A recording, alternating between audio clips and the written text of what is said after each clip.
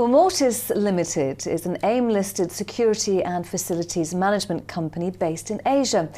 Technically a holding company, Mortice has a string of firms operating under its wing. These include a security guard division, Peregrine Guarding, and Tenon, a facilities management business, both based in India. Well, recently the group has widened its reach and, as part of a global growth ambition, acquired Singapore-based Frontline Security in September and UK property cleaning company Office and General Group last month. Well, to find out more, we're joined by Manjit Rajain, who is Executive Chairman.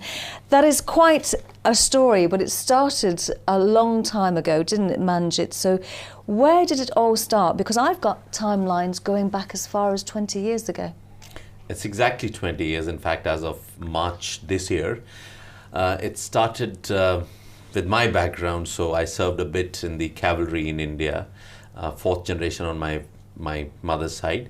I then served in the police in Kashmir during the peak of terrorism between 1990 and 94, and I then decided to go on to become an entrepreneur for myself and make some money for myself, and I set up Peregrine Guarding, which is a security company, exactly 20 years back this year.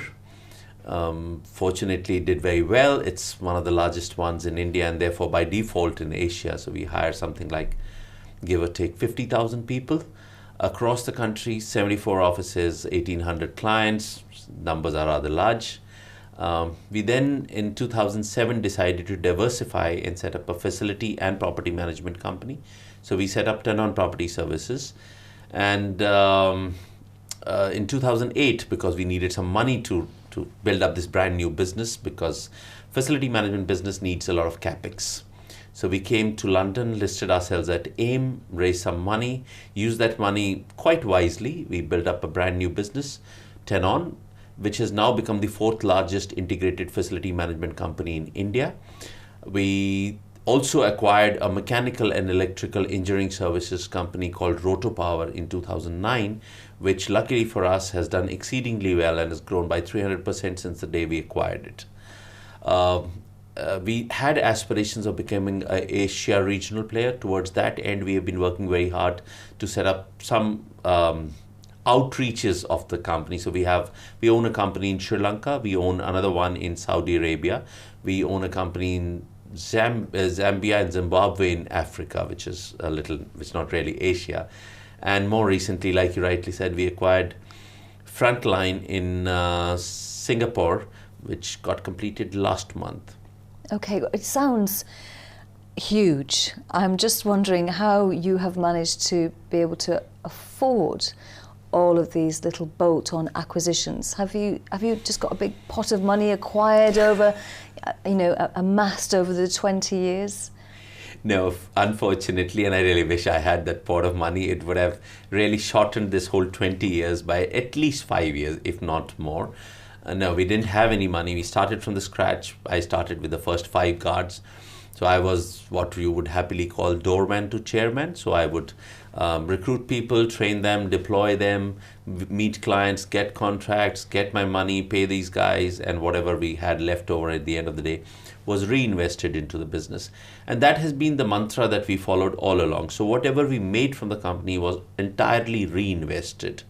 And if you look at the company over the last 20 years, we've been consistently growing at least 30% every year. Last 6 years, I'm 100% sure that we've been growing at about 30% CAGR. We have always in our history been profitable, which is lucky, so we could use the money to grow. So no pot of gold, just reinvesting and investing quite wisely, because we wanted to be sure that we got the best value for our money. Okay, well, it's not luck, it's sheer hard graft, isn't it? But just to be clear about the security business, you weren't training guards up to be mercenaries, were you? It was guards to look after what, properties, or who do your security guards look after?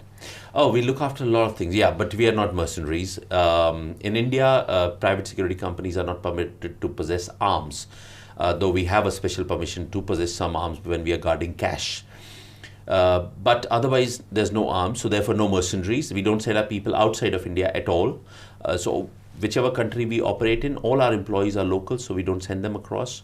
And these guards that we have look after corporates, residential areas, industries, factories, hospitals, hotels, educational institutions, basically any kind of client. We are the market leaders in providing security to the IT and ITES segment in India, which is one of the largest. So, and of course, a lot of industries. Okay, I'm wondering if there's an element of favouritism though, because you did reach the heady ranks of being a major, and so you understand the security business very well. So it's with some surprise that I see that you've acquired a property service company here in the UK, Office and General, in a cash and shares deal. You know, what is it about this firm that you like? You know, what's the symbiosis? What's the symmetry? All right, so of course major was not a very heady rank. I wish I'd done a little better. But yes, my background being army and police was what made me run a security company. And since we were in the services industry, it was natural for us that when we decided to diversify, we went into a business which was more a people's business. So services, facility management. What brought us to UK was we have aspirations of becoming a global company and being invited for global bids. Now that's easier said than done, because you have to be present in a mature market to be invited for bids at a global level, because mature markets have efficiencies and processes and systems which the clients are used to, especially the multinational clients. So UK happened to be the first port of call because, one, we are listed here, there's advantage of language, advantages of culture, understanding. So UK became the first port of call. And Office in General happened to be a company that came to us by default. We were not really looking for it. It was an off-market deal.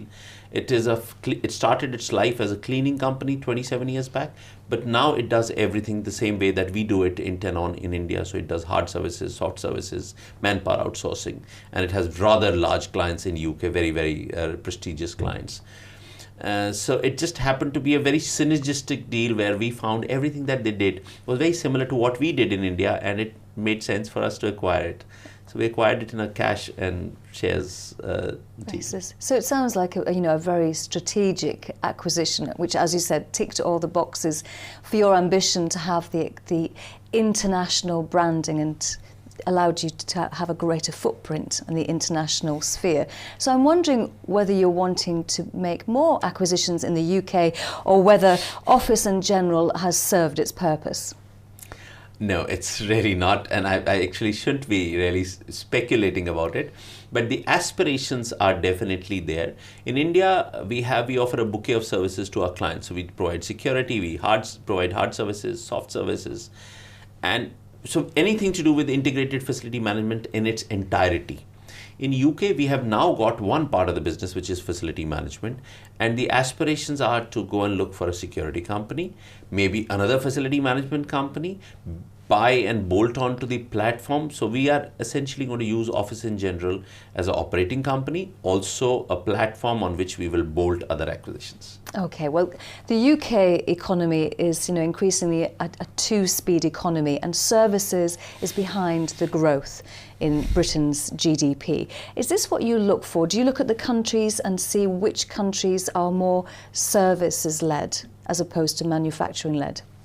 Yes, we do. But in that manner, Office in General and UK for us is a very different market. So India is a high growth market. We typically grow at 30%. We have very large numbers over there. And the margins are also much more healthier than what they would be in a mature market. Mature markets obviously are more competitive. So what we are trying to bring together, on one hand, we have India business, which grows at a phenomenal pace, which has higher margins. On the other side, we have a UK business, which has better processes, better systems, more efficiencies, more exposure to multinational environment. We bring these two together, and we hope we got a winner on our hands. Okay, Singapore. Do you have a winner on your hands with your recent acquisition in Singapore, Frontline Security? I think I'm very, very happy with what we got in Singapore. That actually has been an icing on the cake. Singapore is a very small country. In fact, they call it the little red dot because it's just a dot on the map. So we have acquired this security company, which is not a very large one, but by Singapore standard, it's large. And this company has phenomenal growth, excellent profits, and It's run by a phenomenal CEO. I think it's a winner on our hands, absolutely. Okay, now I'm thinking about currency fluctuations, because you're listed here on AIM. You know, you're based in India, you've got businesses in Singapore. How difficult is it to do your accounting with taking into consideration those currency fluctuations? I think we'll find out very soon, because this is early days, because we acquired Office in General in September, and in end October, early November, we finished the acquisition of Frontline. But yes, you are absolutely right. We do have a challenge on our hands. In India, we operate and run in rupees. We have no exposure to the dollar, although we announce our results in dollars. We trade in pounds. We will now also have Singapore exposure in Singapore dollars. So yes, there is a little bit of a synergy that we need to bring in there. But I think from an investor's perspective, they should be happy, because we'll bring all of it on one platform. And we are probably one of the rare companies from India which reports its earnings in IFRS. So we report our financials in IFRS. So hopefully that should help us be able to give a clear picture to our investors on what the company is doing. Okay, I hope you have a very good CFO or a finance director at the very least. Debt, do you have any debt? As of first week of September, yes. Otherwise, 20 years, no debt. And how did you manage to get into a debt situation? Although it's not a bad thing with interest rates where they currently are. Yeah, but not in India. India interest rates are very high. But yes, that's why we never took debt in India. Historically, we have been quite averse to debt. I'm not comfortable having debt on my books. So we only grow what we can with the money that we earn, so by reinvesting. But now when we wanted to do the acquisition, we were not left with much option, because we had used shares. We also needed cash. We had some cash with us, but we needed more. So we decided to raise debt. So Barclays supported us in this. And we've raised £3 million from Barclays to finish the acquisition of Office in General. Okay, unfortunately, I haven't had any time to devote to Tenon, which is the facilities management business.